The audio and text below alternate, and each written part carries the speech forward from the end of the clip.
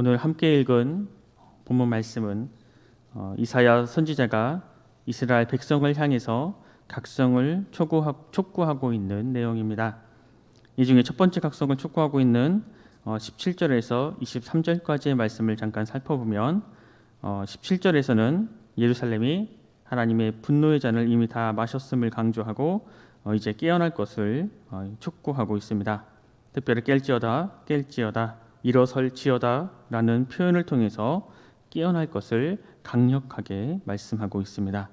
여기에서 깨어나라는 이 말은 영적, 신앙적 각성을 촉구하는 것과 동시에 또 회복을 위해 준비하라는 의미도 포함하고 있습니다. 이어서 18절에서 20절에서는 이스라엘이 현재 하나님의 분노의 잔을 마신 결과 그들을 인도하고 구원할 자 없이 황폐와 멸망, 또 기근과 칼이라는 아주 처참한 상태에 놓여 있음을 말씀하고 있습니다. 또 이어서 21절에서 23절 말씀은 이스라엘이 깨어야 할 이유로 하나님께서 그들에게 내리신 분노의 잔을 거두어서 그들을 괴롭게 하던 자들로 대신 마시게 할 것임을 말씀하고 계십니다. 이어서 52장 1절에서 6절에서는 두 번째 각성을 촉구하고 있습니다. 1, 2절 말씀은 17절 말씀에 이어서 다시 한번 이스라엘이 깨어날 것을 말씀하고 있습니다. 앞의 내용과 거의 유사한 형태로 말씀하고 있습니다. 그 다음 3절에서 6절은 하나님께서 값없이 파신 당신의 백성들을 다시금 값없이 속량하실 것이라고 약속의 말씀을 전하고 계십니다.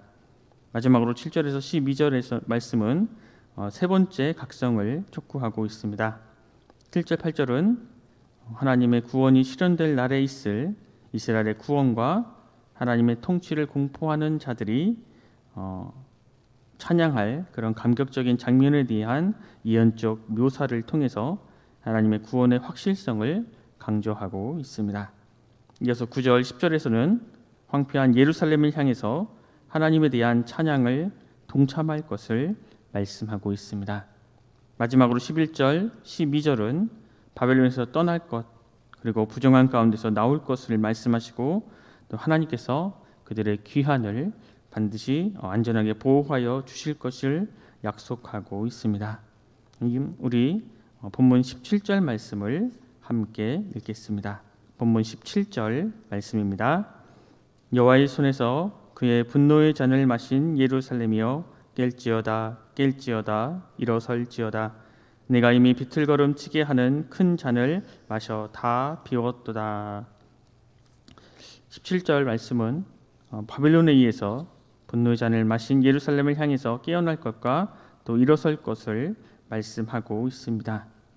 깰지어다 라는 이 말은 스스로를 일깨워야 한다는 말씀입니다. 인사불성의 그러한 만취 상태에서 깨어나 정신을 차리고 죄에서 돌이켜 의로운 자리에 서라고 말씀하고 있는 것입니다. 이스라엘은 그들의 범죄로 인해서 하나님의 분노의 잔을 다 마셨음을 말씀하고 이제는 깨어나 회복하라 이러한 메시지를 전하고 있는 것입니다. 인사불성의 만취 상태인 그러한 이스라엘을 일어서게 하실 분, 절망에 빠져 소망의 빛이 전혀 없던 그들에게 허락된 진노의 잔을 거두실 분, 또 그들을 구원하고 또 그들을 위로하실 분은 여호와 하나님뿐임을 이사야 선지자는 강조하고 있습니다. 그리고 그들에게 구원을 베풀어 주실 하나님, 능력의 하나님, 구원의 하나님, 사랑의 하나님이 곧 우리의 하나님이심을 우리는 믿어야 합니다. 말씀 속에만 있는 우리의 머릿속에만 있는 지식으로만 아는 하나님이 아니라 우리가 살아가고 있는 삶의 자리에서 언제나 함께하여 주시고 언제나 인도하여 주시고 언제나 구원을 베풀기를 원하시는 그 하나님의 위로와 격려와 인도하심이 실제로 우리의 삶의 자리에서 경험되어져야 합니다. 그렇게 우리의 삶의 자리에서 매 순간순간 하나님의 사랑과 하나님의 은혜와 하나님의 구원 베푸심이 체험될 때에 우리는 더욱 굳건한 믿음을 가지고 우리가 속한 삶의 자리에서 하나님 나라의 백성의 거룩한 모습으로 살아갈 수 있는 것입니다. 이어서 21절 말씀을 또 함께 읽겠습니다. 21절 말씀입니다. 그러므로 너 공고하며 포도주가 아니라도 취한 자여 이 말을 들으라. 도저히 살아날 것 같지 않고 도저히 소망이 없어 보였던 이스라엘, 그 이스라엘이 다시 살아나는 모습이 보이기 시작합니다. 하나님은 술에 취한 듯 갈 바를 알지 못하고 비틀거리는 이스라엘 백성들에게 하나님의 말씀을 들으라고 하십니다. 이스라엘 백성들이 우상 숭배에서 벗어나 하나님의 말씀을 듣게 되는 그 순간부터 상황은 새롭게 변하여 소망이 생기기 때문입니다. 그 결과 22절 말씀에서는 이스라엘 백성들의 억울함을 풀어주시고 분노의 잔을 거두어 다시는 마시지 못하게 하겠다고 약속해 주십니다. 뿐만 아니라 23절에 보면 하나님은 그들을 괴롭게 하던 자들, 즉 바벨론의 손에 분노의 잔을 두실 것이라고 말씀하십니다. 바벨론은 하나님이 이스라엘을 책망하기 위해 사용하신 도구였습니다. 그런데 그들은 자신이 주인인 것처럼 이스라엘 그 백성들을 지나칠 정도로 무자비하게 핍박했습니다.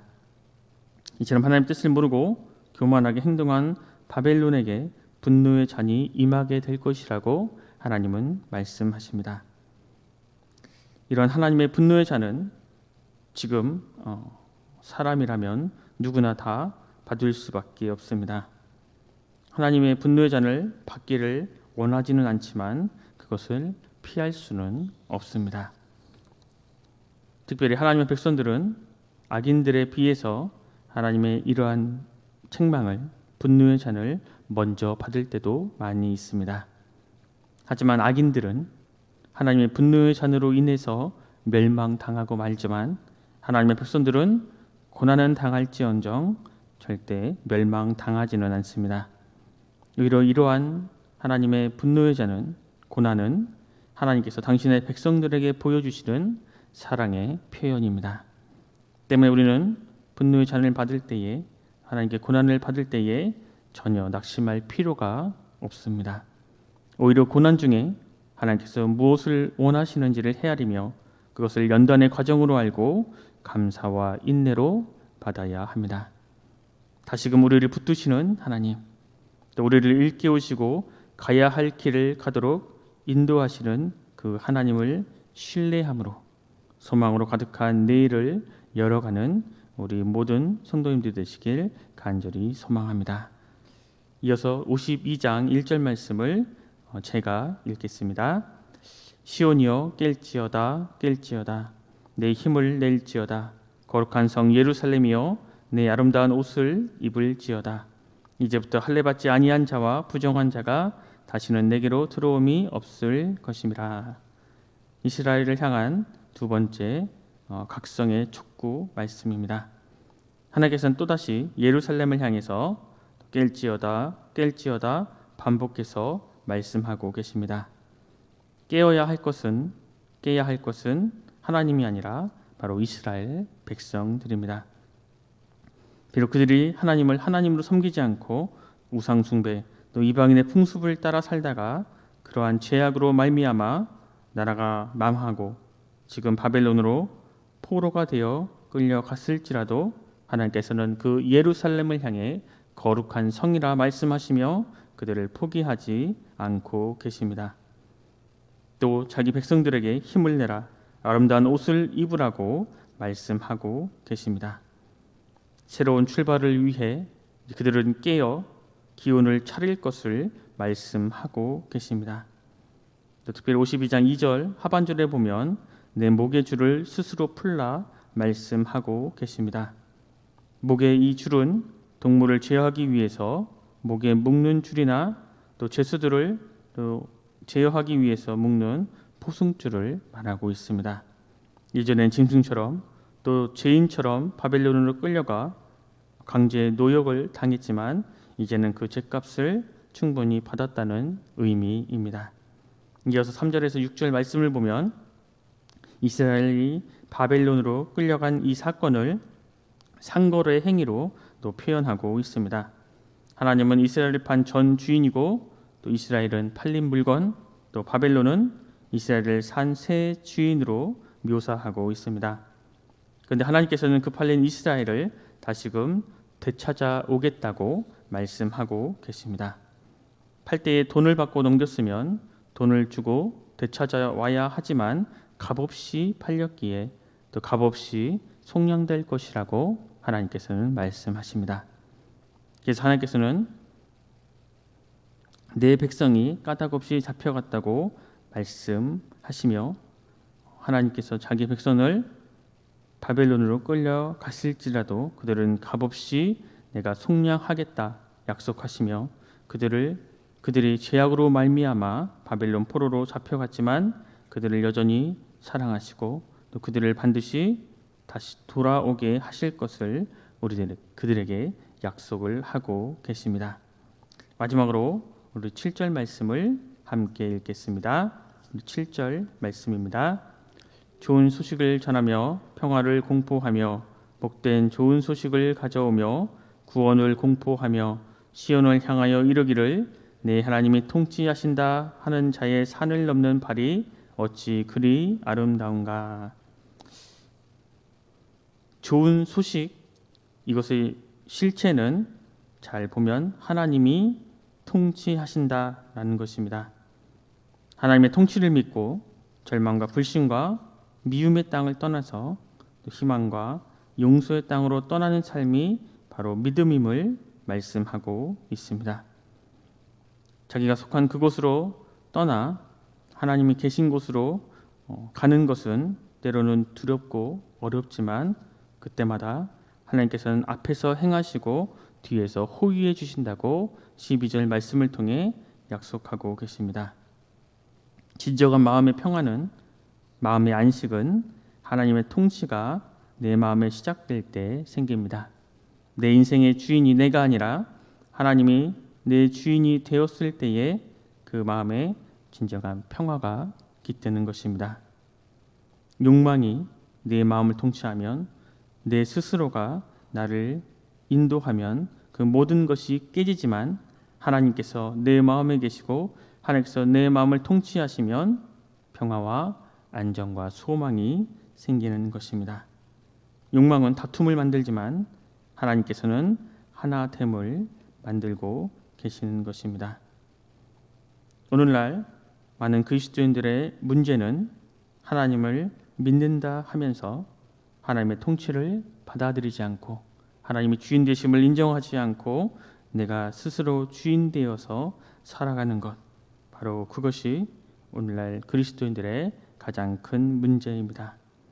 그래서 겉과 속이 다르고 앞과 뒤가 달라 세상 사람들로부터 손가락질 당하는 경우가 많이 있습니다. 그렇지만 하나님의 통치를 받아들이면, 하나님의 나의 주인 되심을 인정하고 따른다면 이전과는 다른 새로운 가능성이 넘치게 됩니다. 길가에 굴러다니는 돌이 다윗의 손에 들려져 골리앗을 쓰러뜨리는 도구가 되었습니다. 도구가 중요한 것이 아니라 바로 누구의 손에 쓰임 받느냐 하는 것이 더 중요한 것입니다. 하나님의 통치를 진정으로 받아들이시기를 간절히 소망합니다. 하나님이 나의 주인 되심을 진정으로 믿음으로 받아들이시기를 또 소망합니다. 이렇게 받아들일 때에 진정으로 새롭게 되고 또 놀라운 가능성을 가진 축복의 주인공이 될 것입니다. 하나님의 통치를, 하나님의 인도하심을, 하나님의 주인 되심을 받아들임으로 하나님께서 예비하신, 하나님께서 주려고 준비하신 그 모든 축복의 주인공이 되시는 우리 모두가 되기를 간절히 소망합니다. 기도하겠습니다. 하나님 감사합니다. 오늘도 우리에게 새로운 한날을 주셔서 주님의 말씀을 듣고 묵상하며 하루를 시작할 수 있도록 인도해 주시니 감사합니다. 무엇보다 우리가 이 세상을 살아갈 때에 우리를 죄의 바벨론에서 영원히 건져 올려주시기 위해서 십자가에 대속의 피 흘려주신 주님의 은혜를 잊지 않게 하여 주시옵소서. 주님의 통치하심을 온전히 인정하며 주님을 주님으로 섬기게 하여 주시옵소서. 오늘도 죄의 바벨론에서 주님께로 돌아온 사람으로 하나님을 경외하는 자녀로 하나님의 통치하심을 인정하는 모습으로 살아가게 하여 주시고 주님께 우리의 시선을 온전히 고정하게 하여 주옵소서. 그래서 우리를 짓누르는 죄와 어둠에서 일어나 우리를 위로하시고 격려하시는 주님을 우리의 삶의 자리에서 실제로 경험하며 사는 한 날이 되게 하여 주옵소서. 모든 것 감사드리며 예수 그리스도 이름으로 간절히 기도드립니다. 아멘.